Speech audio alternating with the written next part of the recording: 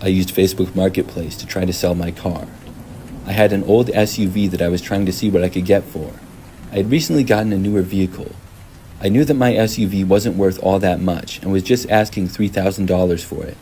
It ran fine, but had a lot of miles and was older.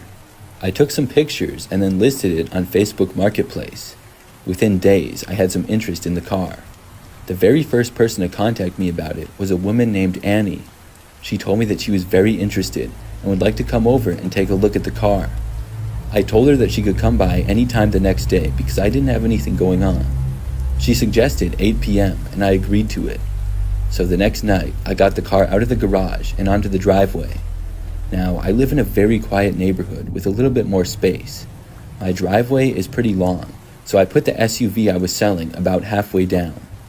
At 8 o'clock, a van pulled up in front of the bushes at the end of my front yard. I figured this had to be Annie. Sure enough, a woman got out that resembled the profile picture. She had blonde hair that was decently long and was wearing a black coat. She walked up to me by the car and we shook hands. Then she began looking at the vehicle.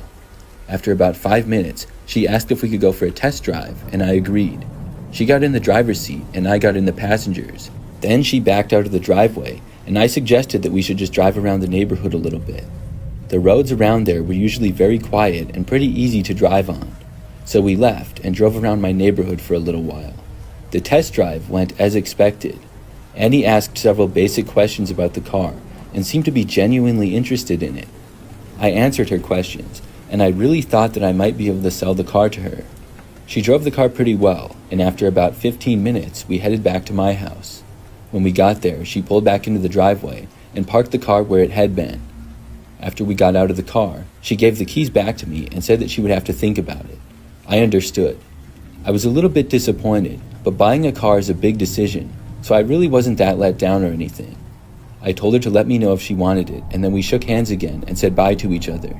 Then I went back inside of my house as Annie drove away. After getting back inside of my house, though, almost instantly I heard something. Now, I live alone and don't have any pets, so I didn't know what on earth the noise could have been. Then I heard footsteps coming from inside. They were in the other room, as I was just inside of the living room.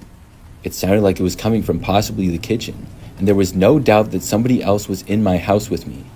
I called out, asking if anybody was there. Things were just silent. I yelled loudly, asking if anybody was inside my house, and said that I was calling the police if they were. After yelling that, I backed away towards my front door. I could leave the house if somebody was in here and came after me. My heart was racing, and I didn't really know what to do, because clearly somebody else was inside. Then I heard the back door to my house that goes to the patio open up. This was still out of my view, so I couldn't see anything. The door then shut, and I stayed where I was. I wasn't 100% sure that whoever was in the house had actually left. Probably 10 seconds later, as I still stood in the living room by the front door to my house, I heard a noise coming from outside and behind me. It was coming from the driveway, and I looked and saw a man sprinting down my driveway. He was running so fast, plus the sun had just set, so I couldn't get a good description of him. The only thing I could really tell was that he was a grown man in dark clothing. After he sprinted to the end of the driveway, my jaw dropped. I watched him quickly jump into the back seat of a car that had just come to a stop on the side of the road in front of my house. The car was the same van that Annie had been driving. After he got inside, the van violently screeched away. It was only then that I looked around my entire house to make sure that nobody else was there. They were gone, but I had several things stolen from me. Some cash from my bedroom, a watch, my old iPhone that I didn't use anymore, and a couple of other small things. I called the police, and they came out a short time later.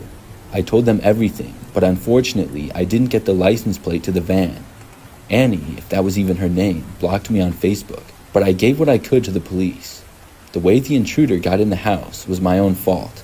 I had left my garage door open when I was gone, and the door to the house from the garage was unlocked. I felt really stupid for that. But my neighborhood is always very quiet, and my garage is so far back in the driveway, I never felt in danger if it was open. I guess the guy was in Annie's van, and when we left for the test drive, he got out and just walked right in. I learned not to invite anybody that I didn't know to my house after this. From that point forward, when I tried selling my car, I had them meet me at a local business or something.